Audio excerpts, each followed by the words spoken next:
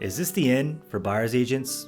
Is this the end of the road if you work with buyers? Is your business done? Is this no longer something you should focus on? Well, the NAR lawsuit just got settled, and in MLS, you're no longer going to be seeing commissions once this thing goes through.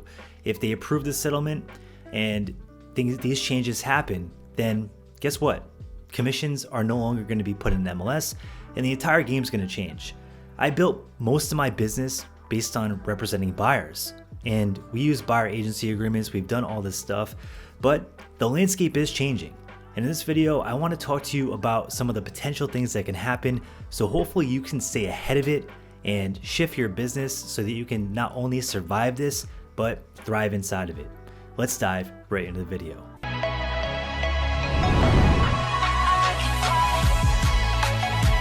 My name is Chris with the Empire Real Estate YouTube channel. On this channel, we talk about real estate entrepreneurship and building your real estate empire. Before we get started, I do want to tell you about our new Agent Academy. Inside of this academy, you're gonna find support, trainings, live group coaching calls every month, and a community of other agents to talk to and ask questions and kind of go back and forth with.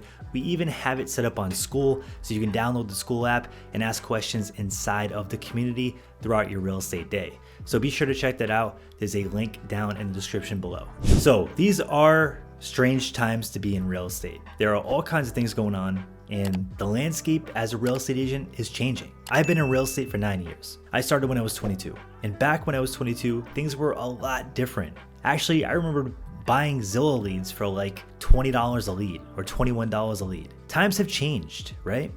And this lawsuit is really shaking the real estate industry up, and not many people know what's going to happen. And if your business is buyer heavy and you work with a lot of buyers, this might be really scary to you. And you might be wondering, like, am I gonna be able to do this anymore and still make a full-time income? Well, these questions are being asked by many agents throughout the entire country, and everybody's just trying to figure out how this is gonna settle and how things are gonna be moving forward. Well, I have a couple different ideas and a couple different ways that this can play out, in my opinion. So our business is kind of built on a mix of listings and buyers. And as the age-old saying goes, you want to list to last. But a lot of us, work with buyers, and we have a buyer business. And if 50% of that or 60% of our business went away due to not being able to represent buyers anymore, or not being able to get paid by representing buyers, well, we might get really hurt, right? So in this video, I want to talk to you about some possible scenarios that could happen, right? First and foremost, the most important thing that I want you to get out of this video is if you're going to still continue to represent buyers, buy buyer leads, and work this lead source, you're going to have to really learn how to master the buyer presentation. I mastered this years ago because I just didn't want to spend my time working with people that were not committed to me. Come to find out, it's probably one of the best skills that I developed as a real estate agent, because now this doesn't faze me as much, right? Because I know what to do. I know how to sign buyers on. There is a couple things that do concern me, and I'm going to share that a little bit later in the video.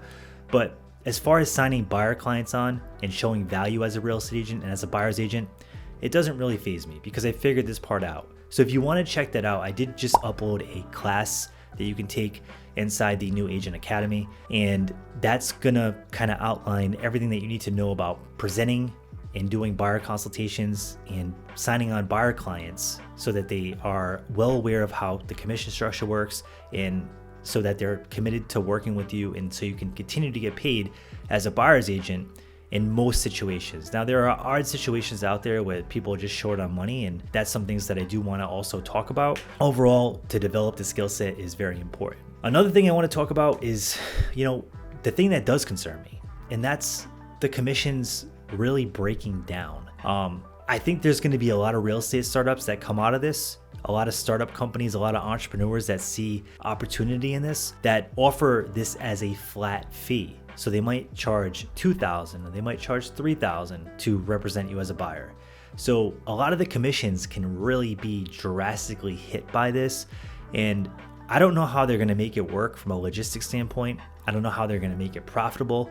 A lot of these companies, if they're raised on venture capital, don't necessarily have to be profitable right away. We see that with tech companies all the time. But that does concern me, because if buyers are out there and they're tight on money and they can be represented for $2,000 or $3,000, it might get tough to show your value and convince the buyer to pay you a larger fee. Let's just say a larger fee. I don't want to talk about commissions. You technically can't even do that.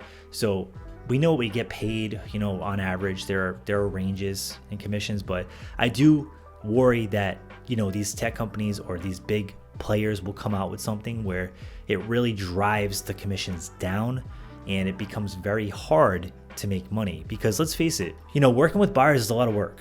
You could be out there, you could be showing houses, 60, 70, 80 houses, if you end up with a picky buyer. It could take you 6 months and then they can decide not to buy at all and you just wasted all this time. So yes, I understand the consumer sees it as, hey, you guys are getting paid all this money to just open a door and show us a house, and the paperwork really isn't that hard. An attorney can do it. But what they're failing to realize is all the time and all the risk that we put into this, to risk our time, our energy, our capital, our resources, our gas, our wear and tear on our car, to potentially not even close a deal, right? That's something that they're not taking into account. And that's why attorneys don't do it. Why do you think attorneys don't do this? Because they know it's a high risk of their time and they're on the clock for their time. They're not gonna risk all this time and energy when someone could just flip a switch and say, I'm not buying anymore. They're just not going to do it. And that's why attorneys haven't got involved with this. And they're not showing houses in most cases, because it's just a huge risk of time. And if it was that lucrative, attorneys would stop practicing and they would all become real estate agents. But they don't, because they understand that the time value of money and the exchange there isn't always great, right? Let's just face it. So if commissions get drove down and there's all these flat fee services, I think it's going to be very hard to make money representing buyers, right? And that's my concern. And that's my real concern that nobody's talking about. Nobody is talking about this stuff, and I think it's something that needs to be discussed. Now, I do feel that the agents that pivot and get ahead of this and really learn how to show their value are going to be totally fine. They're going to continue to make good money, and in fact, they might even make more money, because premium services have always been a thing. Why do people buy the Mercedes versus the Kia? Why? Is it that much better of a car? Is it that much better to drive? And in fact, I would even argue that the Mercedes has a higher maintenance bill. Once you get out of warranty, that car can be really expensive to maintain. Trust me, I know, I have one. And sometimes I wonder, why did I buy this? Well, some people just want the premium option. And if you can brand yourself as the premium agent and you can really provide a lot of value and help your clients have a smooth transaction, a great transaction, and really help them net more money and really provide that expertise, then you're going to be fine, right? Think about it. When people are buying big commercial investments, right? Think of 100 unit buildings or 200 unit buildings. Do you think that they're nickel and diamond over the broker that they use, or are they going to someone that's the expert that's going to really get them the data that they need to make the correct decisions? And these are sophisticated buyers, right? These are people that know what they're doing. Now, imagine a consumer that doesn't really do this every day. They don't really know what they're doing. Maybe they are excellent at what they do. Maybe they're a top doctor, they're a top lawyer, they're a top engineer, but they don't really deal with real estate. So they're gonna wanna hire the local expert. So you're gonna have to work towards being that local expert to be able to come out on top in this. Because if you don't do that, I think you're gonna struggle. The commodity agents or the hobby agents, I think they're gonna have a hard time with this. I really do. So I would highly suggest doubling down on your skills. I would take this very seriously. I know a lot of people are saying, it's a big joke. I don't think it is, because I think there are smart entrepreneurs out there that are going to take advantage of this play. They're playing chess, they're not playing checkers, and they can burn money. They can light money on fire, because a lot of times they're venture capital backed, or they're backed by a lot of investors, and they can run it in the red for years. And as small business owners, as real estate agents, we can't afford to do that, okay? So that's why I would take this very seriously. It's not a joke at all. And I think agents are a little naive as to what they're playing with here in regard to not necessarily the change, to the big time people that are observing this from the outside and seeing opportunity in it.